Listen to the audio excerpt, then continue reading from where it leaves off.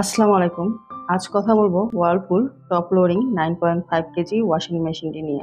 এটা আমি প্রায় দীর্ঘ ২.৫ বছর যাবৎ ব্যবহার করছি। তাই আজ কথা বলবো এটার ব্যবহার বিধি নিয়ে। যারা নতুন পারচেজ করছেন তাদের জন্য বাজারে এত টপ লোডিং ওয়াশিং মেশিন থাকতে কেন ওয়ার্লপুলের এই টপ লোডিং ওয়াশিং মেশিনটা কিনলাম? আর কেন একটু তুলনামূলক অন্যান্য ওয়াশিং মেশিনের চাইতে এটার শব্দ বেশি হয়? আর টপ লোডিং ওয়াশিং মেশিনে কোন ডিটারজেন্ট ব্যবহার করলে কাপড় সুন্দর পরিষ্কার হয়?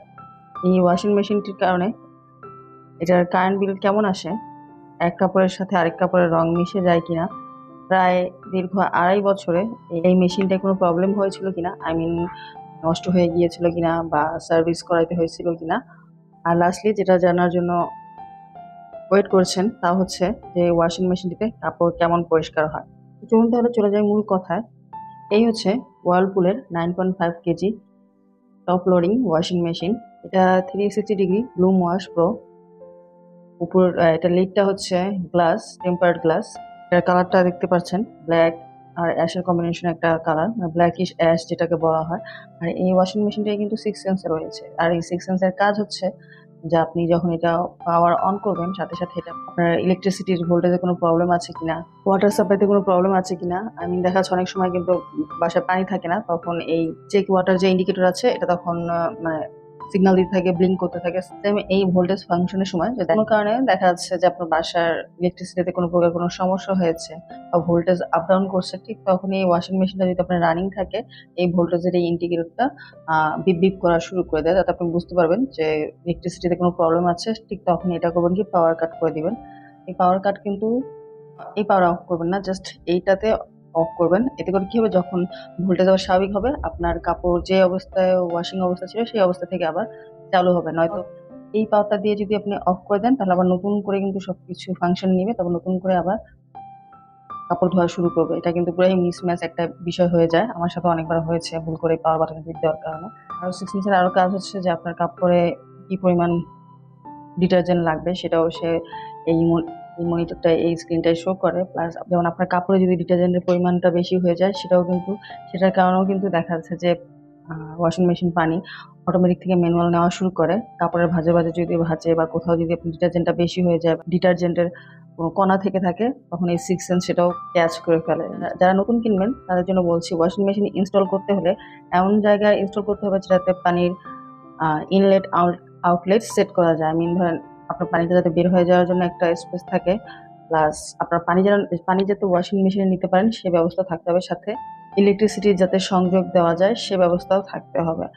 আমার মতে ওয়াশিং মেশিন ইনস্টলের সবচেয়ে বেস্ট প্লেস হচ্ছে বেসিনের পাশে। এখানে আপনি পানি ইনও করতে পারবেন, আউটও করতে পারবেন। বাথরুমে ওয়াশিং মেশিন ইনস্টলটা আমার কাছে একটু বিরক্তিকর লাগে, আনহাইজেনিক লাগে। প্লাস সাথে পরিবেশে ওয়াশিং মেশিন ইনস্টল না করাটাই বেটার। এই ওয়াশিং মেশিনে যতগুলো ফাংশন আছে আমি দেখাচ্ছি আপনাদের। এভাবে প্রথমে পাওয়ার অন করে করে প্রোগ্রাম বাটনে যে কোন প্রোগ্রাম দিতে চান, P1, P2, P3 যেটা দিতে চান সেটা সেট করবেন।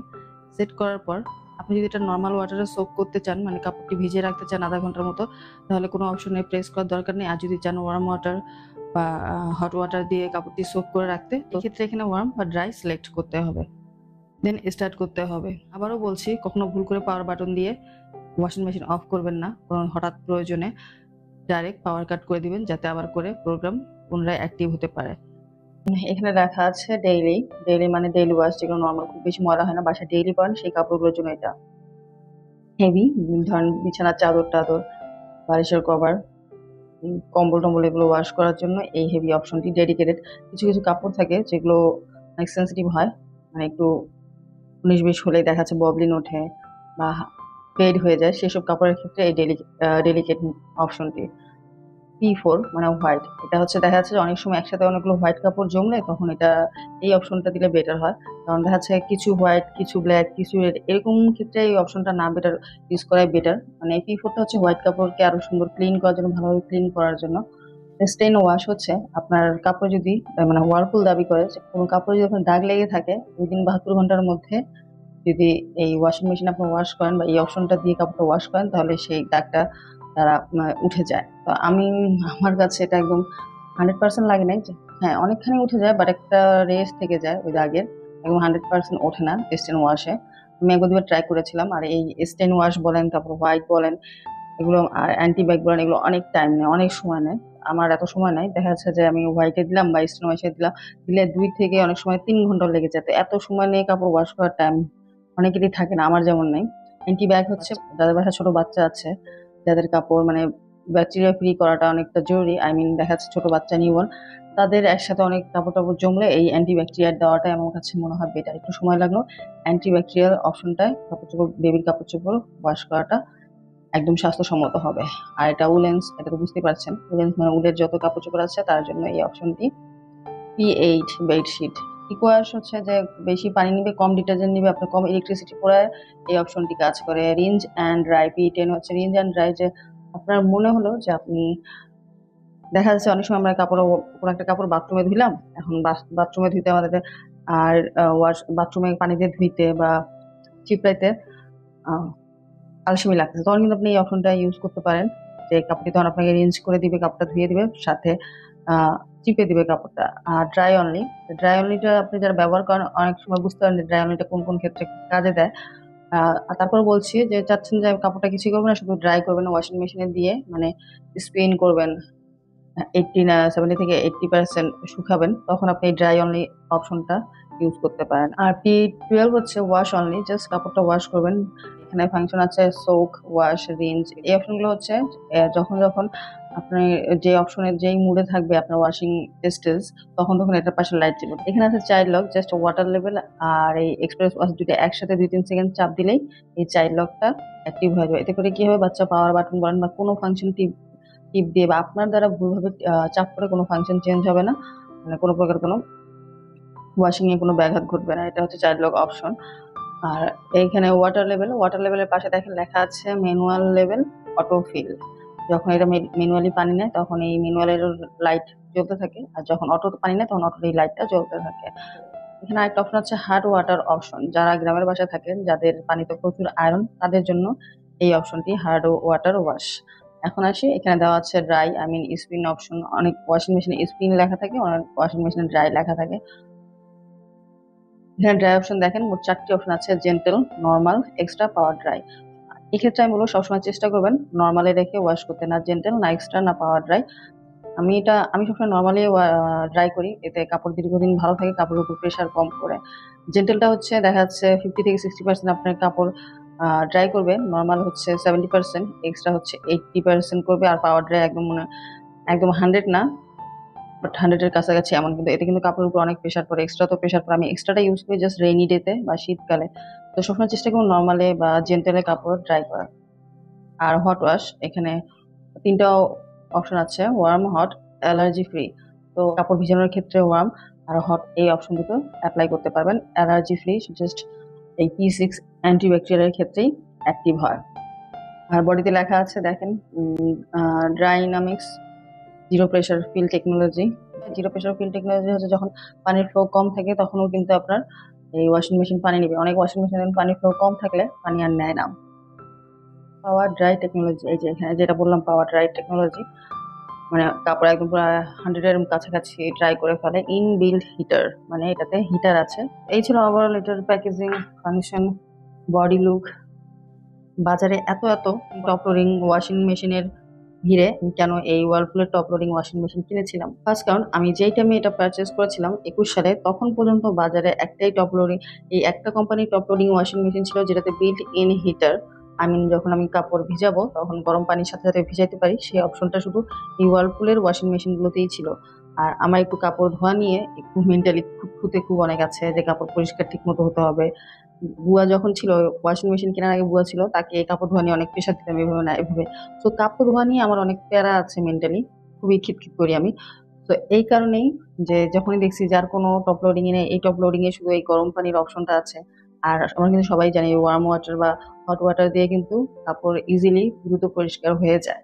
তো এই একটাই তো এটাই হচ্ছে সেই মূল কারণ বলেন, ফার্স্ট কারণ বলেন এই ওয়ার্লপুলের এই টপ লোডিং ওয়াশিং মেশিনটি কেনার। আর যেটা বলবো যে কেন ফ্রন্ট লোডিং না কিনে টপ লোডিং কিনেছি, আমার টপ লোডিং আমি এই জন্যই কিনেছি যাতে আমি ফেলায় চালায় ওয়াশিং মেশিনটা ইউজ করতে পারি। কারণ টপ লোডিং এর চাইতে ফ্রন্ট লোডিং কাপড় পরিষ্কার করে বেশি, তারপর ওটাতে একটুখানি অ্যালার্ট থাকতে হয়, যেমন কম্বল, হালকা কম্বল জাতীয় চাদর, অনেক অনেক রেস্ট্রিকশন থাকে ফ্রন্ট লোডিং এ।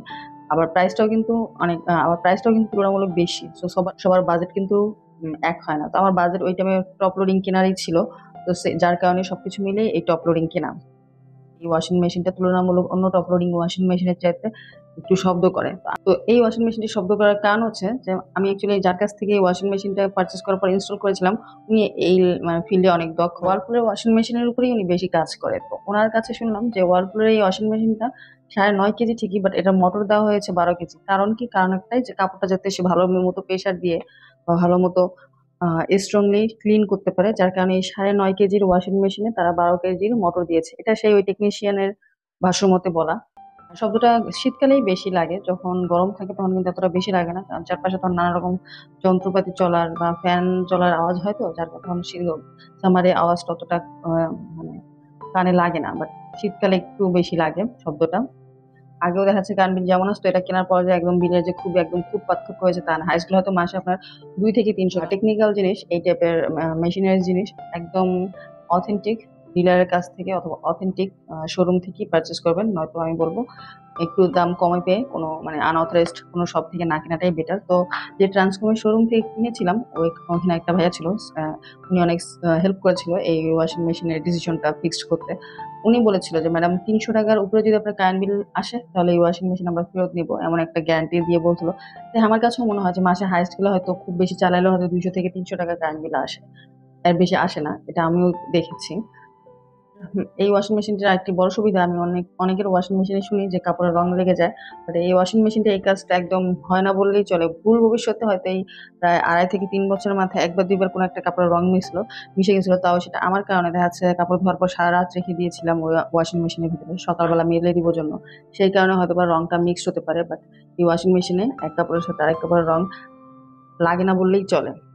হোক, এই 2.5 বছর কি 3 বছরই হবে, আমি আসলে সঠিক ক্যালকুলেশন করতে পারি, 2.5 বছর প্লাসই হবে।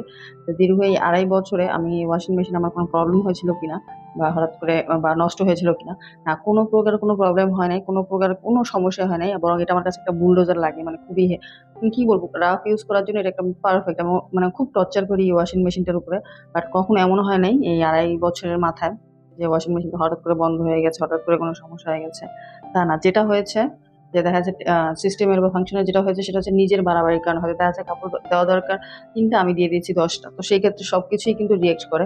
বাট নষ্ট বা সার্ভিসিং 2.5 বছরের মাথায় কিছুই করি নাই, এখনো যেরকম নতুন অবস্থা যেমন ছিল এখনো তেমনই আছে। আর একটা কথা, আপনাদের এই ওয়াশিং মেশিনে যদি কোনো প্রবলেম ফেস করেন, যারা এই ওয়ার্লপুলের 9.5 কেজি বা ওয়ার্লপুলের এই top loading build in heater যারা ইউজ করেন, তাদের মনে যদি এই ওয়ার্লপুল ওয়াশিং মেশিন নিয়ে কোনো প্রশ্ন থাকে বা কোনো সমস্যা থাকে, আমাকে অবশ্যই কমেন্টে জানাবেন। আমি সবগুলোরই অ্যান্সার দেওয়ার চেষ্টা করব। 2.5 বছরে এই ওয়াশিং মেশিনটার পুরো আদ্যপন্ত আমার মুখস্থ হয়ে গেছে যে কি কারণে সে কোন রিয়েক্ট করে। এখন বলি লাস্টলি, যেটা সবাই আপনারা জানতে চাচ্ছেন, যে এই ওয়াশিং মেশিন দিয়ে কাপড় কেমন পরিষ্কার করে। সো অ্যান্সারটা একটু হালকা হয়ে দিলে হবে না, আমি একটু বিশদ বলছি। যে ওয়াশিং মেশিনের কাপড় পরিষ্কারের ক্ষেত্রে ফ্রন্ট লোডিং হচ্ছে ফার্স্ট, সে অনেক ভালো কাপড় পরিষ্কার করে, বাট কিছু রেস্ট্রিকশন আছে। আর টপ লোডিং হচ্ছে তারপরে, বাট এই দুইটার মাঝামাঝি আমি মনে বলতেছি টপ লোডিং এর চাইতে বেশি আর ফ্রন্ট লোডিং এর চাইতে একটু কম কাপড় যদি কোনোটা পরিষ্কার করে থাকে, এটা হচ্ছে এই ওয়াশিং মেশিন। কাপড় পরিষ্কার করে, অনেক ভালো পরিষ্কার করে। কারণ আমার আম্মু, উনি হচ্ছে ওনার ভাষ্যমতে যে আমার ওয়াশিং মেশিনে নাকি কাপড় সুন্দর পরিষ্কার হয়। কারণ উনিও আমার মতো কাপড় ধোয়া নিয়ে অনেক বেশি প্যানিক নেয়, একদম কাপড় 100-100 ক্লিন হতে হবে। তো উনি যেহেতু সার্টিফিকেট দিয়েছে যে আমার ওয়াশিং মেশিনে কাপড় নাকি অনেক সুন্দর ক্লিন হয়, তাহলে ধরে নিতে হয়েছে আমার ওয়াশিং মেশিনে কাপড় ভালো পরিষ্কার হয়। এই ওয়ার্লপুলের 9.5 কেজিতে কাপড় ভালো পরিষ্কার হয়। এটা পরিষ্কার হওয়ার কারণ আমি বলি, কাপড় ভালো পরিষ্কার হওয়ার কারণই দুইটা। একটা হচ্ছে ফার্স্ট হচ্ছে বিল্ট ইন ওয়াটার হিটার আছে, কারণ গরম পানিতে কাপড় ভিজালে কিন্তু এটা এমনি অল্প মানে পরিশ্রমে পরিষ্কার হয়ে যায়। আর সেকেন্ড কারণ হচ্ছে, এটা হচ্ছে যে টেকনিশিয়ান যেটা বলছিল যে 9.5 কেজির মেশিনে তারা 12 কেজির মোটর দিয়েছে। এই দুইটা কারণ আমার মনে হয় কি এটা প্রায় ফ্রন্ট লোডিং এর কাছাকাছি কাপড় পরিষ্কার করে, চাদর টাদর থেকে শুরু করে সুন্দর খুব ভালো পরিষ্কার করে। ওয়াশিং মেশিনে কোন ডিটারজেন্টটি ব্যবহার করলে কাপড় ভালো পরিষ্কার হবে? আর ম্যাক্সিমাম ক্ষেত্রে যেটা করে থাকি সবসময়, যে কম দামি লাইক উহিদের যে সবুজ কালার পাউডারটা আছে সবুজ প্যাকেটের, ওটা দিয়ে বেশিরভাগ সময় চেষ্টা করি যে বেশি বেশি করে দিয়ে কাপড় ওয়াশ করার চেষ্টা করি। আসলে কিন্তু সব আসলে কিন্তু সব ডিটারজেন্ট কিন্তু ওয়াশিং মেশিনের জন্য না। একটু ডিটারজেন্ট পারচেজ করার সময় খালি একটু খেয়াল করবেন যে এটার পিছনে ওয়াশিং মেশিনের জন্য কয় কাপ, এমন কোনো ডিরেকশন দেওয়া আছে কিনা। ওই ডিটারজেন্টের প্যাকেটের পিছনে লেখা থাকে যে ওয়াশিং মেশিনের জন্য 1 কাপ বা আহ, বালতিতে ধোয়ার জন্য এত কাপ, এরকম কোনো ইনস্ট্রাকশন আছে কিনা? যদি থাকে তাহলেই বুঝতে পারবেন ওটা ওয়াশিং মেশিনেও ওই পাউডারটি ইউজ করা যায়। বাট আমি সবসময় সুন্দর মানে কাপড় পরিষ্কার করার জন্য রিন যেটা আছে, এই রিন ডিটারজেন্ট পাউডারটা ইউজ করি। একটু মানে দাম বেশি হলেও আমি রিনটা ইউজ করি। আর রিন দেখছি অন্যান্য ডিটারজেন্টের চাইতে এই রিনটাতেই হচ্ছে কাপড় সুন্দর ভালো পরিষ্কার হয়। যদি ওয়াশিং মেশিন পারচেজ করেন, আমি বলবো কাপড় যদি একদম সুন্দর ক্লিন করতে চান তাহলে একটু ডিটারজেন্টটা একটু উন্নত মানের কিনতে হবে। আমি যার কারণে সারা বছর রিন ইউজ করি। একদম বেশি হাইও না, একদম বেশি বেশি লো না, কিন্তু এটার প্রাইস। আরো যদি ভালো কিছু ইউজ করতে চান, সার্ফ এক্সেল ইউজ করতে পারেন, বা সার্ফ এক্সেল লিকুইড ফর্মের অনেক ওয়াশিং মেশিনের ব্যবহারের জন্য ডিটারজেন্ট আছে, সেগুলো ইউজ করতে পারেন। বাট সারা বছর যাদের ডেইলি যাদের কাপড় ওয়াশ করতে হয় তাদের জন্য আমি রিনটাই বলবো। এতক্ষণ তো এই মেশিনটির অনেক গুণগান করলাম, এখন বলবো এটা লিমিটেশন। এটা লিমিটেশন হচ্ছে সব মেশিনেরই কিছু না কিছু লিমিটেশনস থাকে, সো এটারও আছে। না থাকলে তো একদম পুরো বেস্ট হয়ে যেত, অলরাউন্ডার হয়ে যেত। সো এটার লিমিটেশন হচ্ছে এটাতে কোনো কুইক ওয়াশ নেই। আই মিন আপনি চাইলে 15-20 মিনিটে কোনো কাপড় ওয়াশ করতে পারবেন না। মিনিমাম আপনাকে 1.5 ঘন্টা সময় দিতে হবে এটার পিছনে। সেটা কম কাপড় হোক আর বেশি কাপড় হোক, সবকিছু একদম মিনিমাইজ করলেও একদম 30 থেকে 45 মিনিটস লাগে। আর সেকেন্ড লিমিটেশন হচ্ছে এটাতে অন্যান্য ওয়াশিং মেশিনে দেখবেন অটো ড্রাম ক্লিনিং অপশনটা থাকে, বাট এটাতে নাই। এটাতে আপনাকে ম্যানুয়ালি হাত দিয়ে ড্রাম ক্লিন করতে হবে। আর এখানে দেখেন এই যে ফিল্টারটা আছে, ছাঁকনিটা, 20 থেকে 30টা ওয়াশের পর এই ফিল্টারটা ক্লিন করতে হবে, নয়তো এটা পুরো জ্যাম হয়ে যাবে। তখন আর কাপড়ে দেখা যাচ্ছে ময়লাগুলো ফিল্টার হবে না, কাপড় অনেক তেমন পরিষ্কার হবে না। আর এটা হচ্ছে এক্সপ্রেস ওয়াশ। আপনারা হয়তো বলবেন, আপনারা বলবেন কুইক ওয়াশ নেই। কুইক ওয়াশ বলতে আমি বুঝাইছি যে অনেক ওয়াশিং মেশিনে দেখবেন 25 থেকে 30 মিনিটের মধ্যে কাপড় ওয়াশ করা যায়, বাট এটার ক্ষেত্রে সেটা সম্ভব না। বা এক্সপ্রেস ওয়াশটার কাজ হচ্ছে আপনার টোটাল যে টাইমিংটা শো করবে সেটা এই এক্সপ্রেস ওয়াশে প্রেস করলে 15 থেকে 20 মিনিট, তখন টাইমটা কম শো করে। 15 থেকে 20 মিনিট কম টাইম লাগে। তখন এই ক্ষেত্রে করে কি, এটা দ্রুত পানি নেয়, দ্রুত রিন্স করে, ড্রাই করে। এক্সপ্রেস ওয়াশ অ্যাক্টিভ করার জন্য আপনাকে আগে পজ করে নিতে হবে, তারপরে এক্সপ্রেসে প্রেস করবেন, দেন আবার স্টার্ট করবেন। তখন দেখবেন 15 থেকে 20 মিনিট টাইম কম শো করছে।